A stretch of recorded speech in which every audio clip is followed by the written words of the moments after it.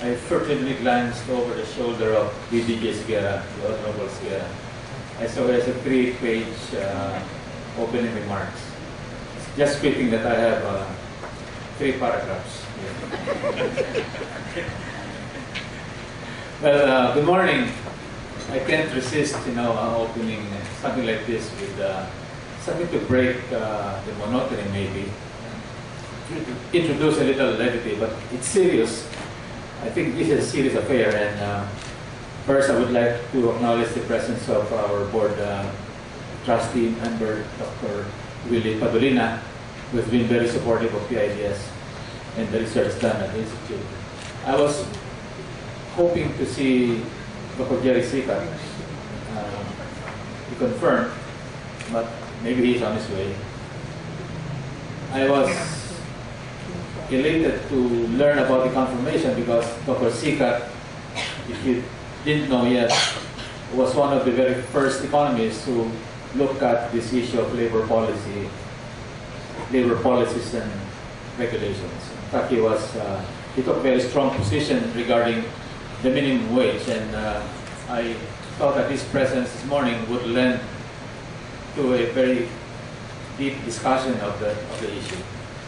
But anyway, I'll mention him in this remarks, hoping that he will be around to hear this as he comes in. Welcome to, of course, the Development Policy Research Month celebration. We are celebrating, is this the 12th annual celebration of DPRM. And the topic today, addressing the jobs challenge toward inclusive growth. We look at this and there are many topics to choose from. We could have discussed disaster risk reduction management. We could have discussed local governance.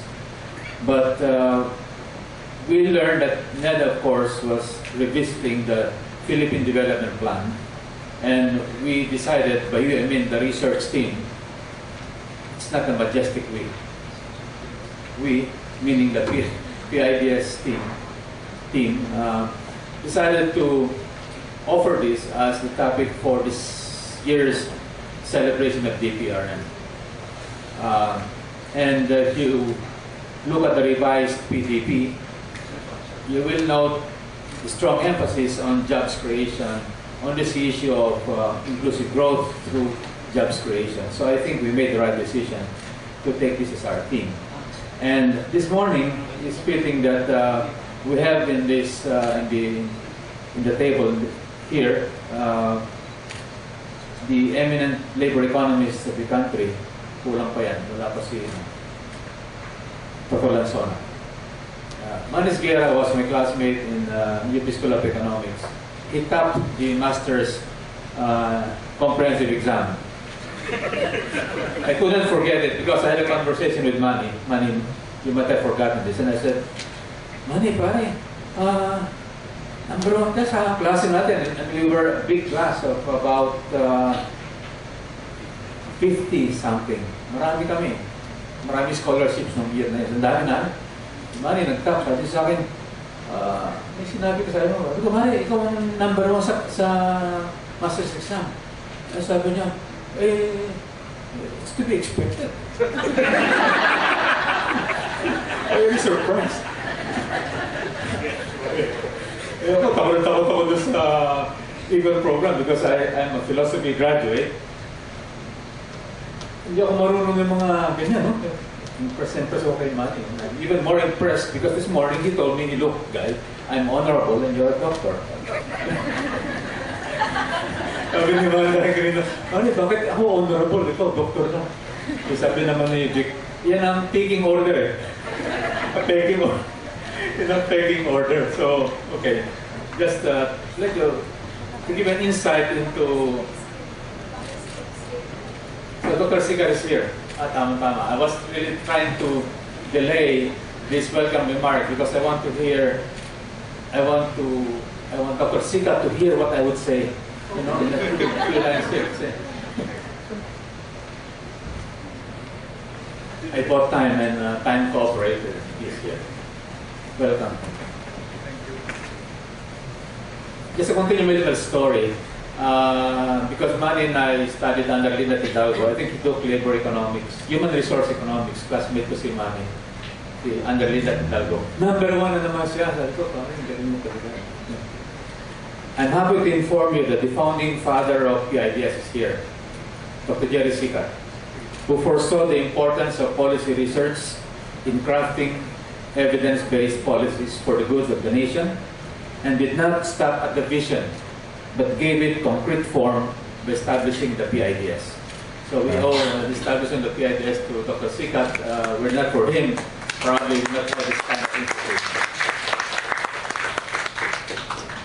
This year's theme, Jobs, Challenge, and looking at labor policies and regulations, is a topic close to the founding father himself, close to the heart of Jerry himself. He has written copiously on the subject, pointing out why the Philippines has failed to take advantage of its abundant resources, namely labor, because of flawed labor policies. Today, we present hard empirical evidence of why a particular policy, the minimum wage, has not worked for us, especially for the hundreds of thousands of SMEs and workers excluded from the job market because there are simply not enough jobs created to absorb them.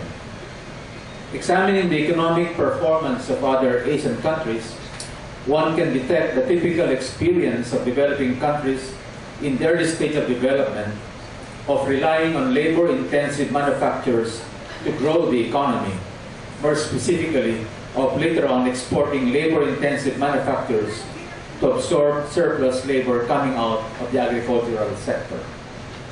International production networks, more popularly known as regional production networks, have developed in East Asia, which motivated dense industrial clusters and horizontal and vertical specializations. Armed with the proper economic policies and political leadership, a few labor-abundant Asian countries cast their lot with those IPNs, international production networks, and broke into labor-intensive manufacturing processes, attracting FDIs, improving employment, and generating rapid growth. Their per capita incomes grew as their economies grew in industrial and manufacturing sophistication, enabling a majority of their populations to get out of the poverty trap and enjoy a higher standard of living. This narrative does not seem to have played out in the case of the Philippines.